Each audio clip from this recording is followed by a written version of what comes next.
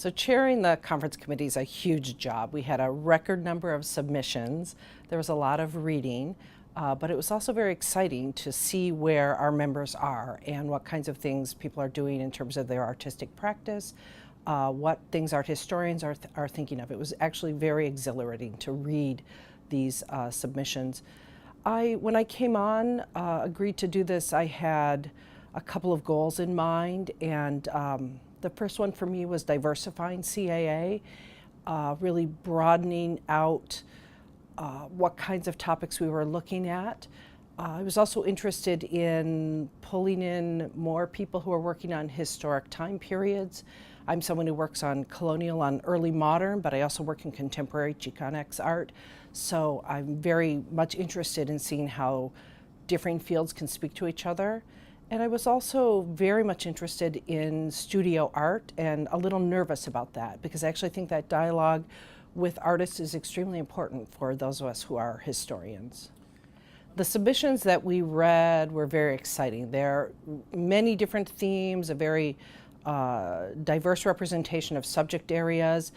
What was interesting to me was that several themes that transcend chronology or geography came out to me. There were a lot of panels on the politics of artistic production.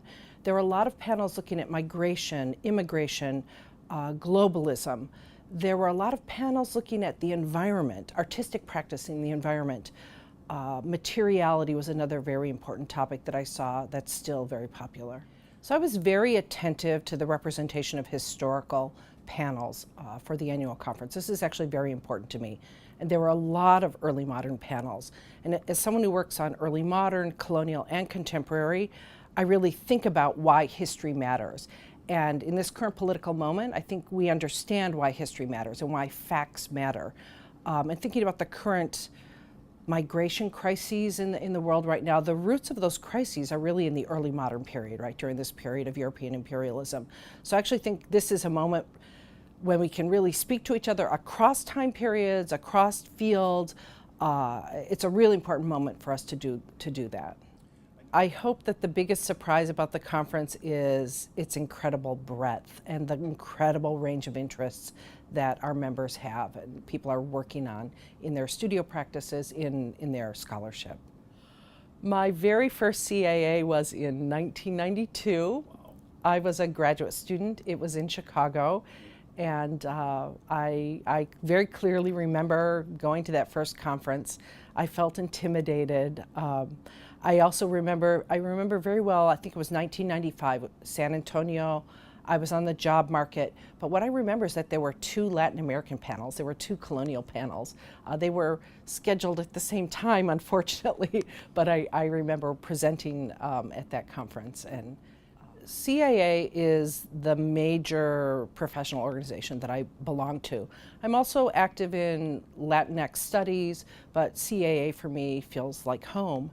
I was very fortunate to win one of the CAA Miller Meese subventions early on for my first book. CAA to me is just fundamental, right, in terms of you go to the conference, you see what everyone's working on, what does the field look like at this moment.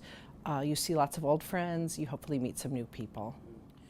The job market is a challenge right now for young scholars who are just finishing. Because of the fields I work in, I'm very fortunate that my students have done very well. They tend to have multiple job offers. I had 2 people on the market this year, so I'm very grateful for that. I think it's actually really important to broaden what it is we can teach and we can talk about, not just be highly specialized in 20 years of the 16th century, for example. It's extremely important to have range, to be able to even move out of art history. A number of my students are also working in ethnic studies right now, and they've all done beautifully on the job market. I think it's also up to us to argue for the importance of what we do. Visual literacy could not be more important than it is at this particular moment. This is the most visual world that has ever existed. So that visual literacy argument is important for us to make, I feel. So we had a record number of submissions this year, and I read a lot of them. I read hundreds of the submissions. and really allotted a lot of time to doing it, because you want to make sure you give every submission a fair read and a good read. You don't want to be grouchy or tired when you're reading someone's submission. It's their work. It's very important. So I read, I'm guessing 400 or 500 of the submissions. Yeah, I really wanted to get a sense of where everybody was. The final decisions are made by a committee, by the Annual Conference Committee, and there were so many submissions this year that we pulled in extra readers. You want to have a very diverse group of readers because our knowledge tends to be very particular. For example, you want to make sure you have people who are in studio art reading studio art proposals. Somebody who understands maybe contemporary may not understand ancient pre-Columbian. So you want to have readers who are literate in a variety of areas, able to read and fairly assess the submissions.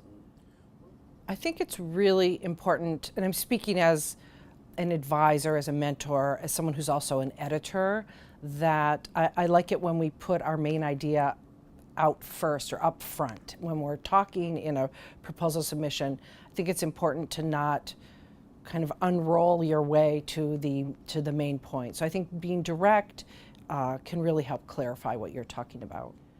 I think to be successful presenting, it is really important that you're not just reading, looking down, reading your script. That even if you have to rehearse moments of engagement with the audience, that will really enliven the presentation. Take time to look at the images you're talking about, to point out things in the images. Take time to engage directly with your audience, make eye contact with them. I know when I'm working with students, it's very important to tell people that you need to do those things and to rehearse the paper so that you're not stumbling. You know what you're going to say before you say it. I love the opportunity to connect with people that I haven't seen since the last conference. I love seeing the latest work that's happening in art history, and I love hearing artists talk about what they're doing.